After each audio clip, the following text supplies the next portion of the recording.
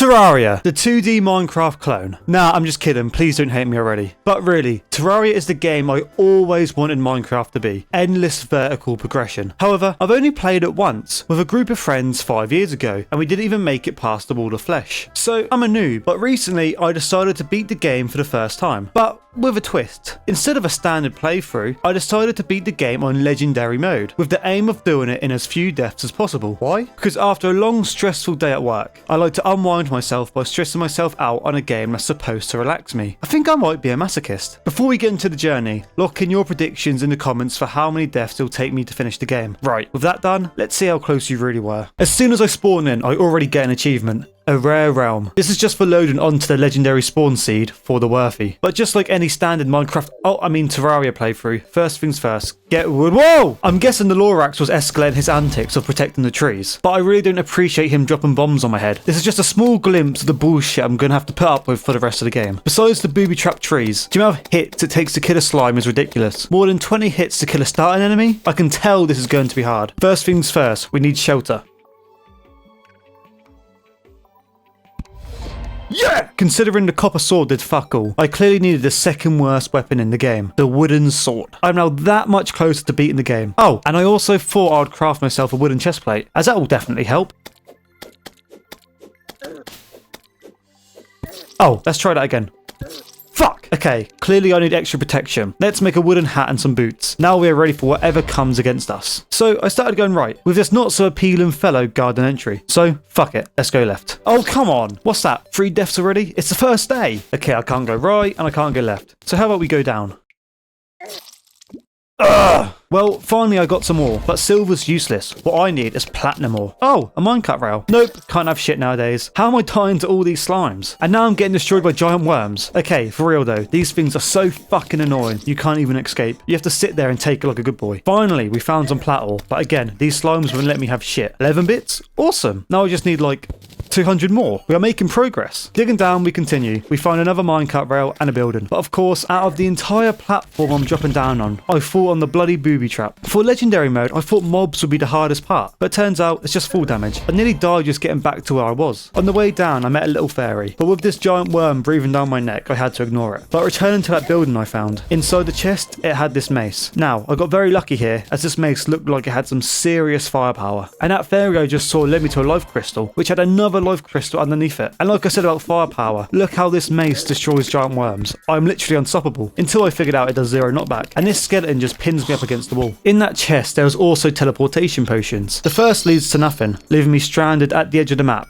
and also leads to my demise. The second potion spawns me right on a life crystal, but also leaves me stranded on the edge of the map. Well, let's dig down again. After 40 minutes, I finally find another vein of plat. And I'm sorry, these sounds I was hearing, they frightened the shit out of me. Yeah, these granite elementals, no thanks. And like I was saying, I swear I've been killing myself more than the difficulty was, because how on earth I managed to mine into lava and burn to death is beyond me. And all this work in the mines got me 15 platinum bars. I mean, at least I can craft a platinum pickaxe. Also this sapphire hook, which made getting down the mines so much easier. Unless I'm trying to hook myself into lava, of course. And another lava death. Great. What the fuck even is a geisha? Again, more lava. But to be fair, it was hard to see when I somehow made it to hell. I'd been playing for a few hours at this point and hardly had any plat. Now, it's nice to find a suspicious looking eye in the chest, but considering the gear I had right now, that was going to have to wait. But the epic part of this chest was the spelunker potions. This made everything so much easier. I was finding platinum ore left, right and centre. I also found this chest that incinerated me. This single chest cost me an hour of my time. For some reason, I was so fixated on it, dying countless times just to reach it. And some of the deaths weren't even my fault. Like, what the fuck am I supposed to do against a mother slime with wall hacks? Okay, before getting to that chest, I needed some extra gear. Fortunately, I had found enough plat for a helmet and chestplate. Oh, and all I needed now was some boots and I could finally stop this pain of mine and dying. Finally, reaching the chest after an hour of trying with like a dozen deaths. It only had a cloud in a bottle, which don't get me wrong, is good, but I really need Hermes boots for the fight. It had more spelunker potions though, which is cool. Yeah, I had a brain fart here. Okay, one last mining session with spelunker potions. These are literally a cheat code. I also found some demonite ore. I didn't even know that spawned in at this point of the game. I'm pretty sure I can't do anything with it yet though. And finally, I found the one piece, the Hermes boots. You can see how long I was mining to get those as I got the bulldozer achievement. I also found this magic mirror. Whilst it may not seem like it, this was the most important item I'd found to date, and it will become apparent in just a minute. Yep, more deaths from fallen. Considering I'm aiming for as few deaths as possible, I'm seemingly killing myself a lot. But all that grinding was worth it. 71 plat bars and some demonite. I was finally able to finish my plat set and make a demonite bow. I also made a flaming mace somehow. Look how deadly that looks. Finally, the time has come to start thinking about the boss fight. First things first, getting the demolitionist back, as he died some time ago somehow. The grenades he sells are the only real tactic I had for the boss fight. Whilst I wait for him to spawn in, I guess it's time to start preparing the arena.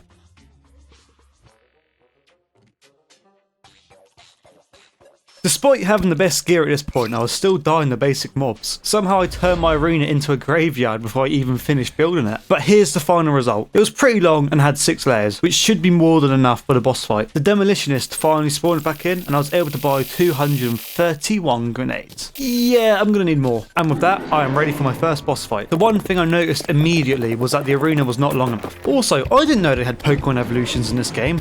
This mouth of Cthulhu is terrifying. Because of these rotations, I was taking too much damage, and getting it to halfway health, it started doing these dash attacks. I don't remember these from the last time I played Terraria. Ultimately, I panicked, fell off the map, and died from full damage. Again, it's not the difficulty that's been killing me, it's myself. Cthulhu 1, me 0. But one thing was clear, I need more planks. My logic was, if I make the arena even longer, I'd have to turn less during the boss fight, which meant fewer opportunities for the boss to hit me. With Arena version 2 done, I am ready for attempt number 2. Oh, and this time, I brought potions. But even with the longer arena, turning around was still a big problem, and this time the boss actually killed me. Cthulhu 2, me 0. So, time to think of another way to make the arena. Oh yeah, I know. Let me try and make it longer. Let me see if that helps. I also made the gaps between each layer bigger, hoping that it would help me cover more distance quicker. But before I could even finish the arena, the Eye of Cthulhu must get off on harassing me, as this time it spawns unnaturally, and this fight didn't last long. Cthulhu 3, me 0. The arena is now even longer. I can run forever. Look how much bigger it is on the map. Also, you know how I was talking about bullshit earlier? Well, for some reason there are suicide bunnies in this game. What is this shit? But before I actually made the arena longer again, I actually stumbled onto something. The bed. This led to the greatest idea in my head ever. Instead of moving around the Eye of Cthulhu less, what if I just never had to move around it? Genius. So I made a room in the centre of the arena. Once I'm at the end, I'll just teleport back to it, and I should have enough time to get back up to running speed before the boss catches up with me. Also, this guy moved in. I don't know why he wanted this room in particular. I guess the rent was cheaper, which I hope it was, considering the location. While I was making some last minute improvements, the Eye of Cthulhu spawns unnaturally. Again! But before I even get a chance to hit it, I died to a demon eye instead. But I guess that makes it Eye of Cthulhu 4, me 0. God, I'm getting thrashed here. But now, look at the size of this arena. This is the ultimate creation, able to withstand the hardest of bosses. So I grind up some lenses, create 2 more eyes, and let's see how this fucker likes me now. Oh, but before that, let me just die to full damage again, as that's what I like to do,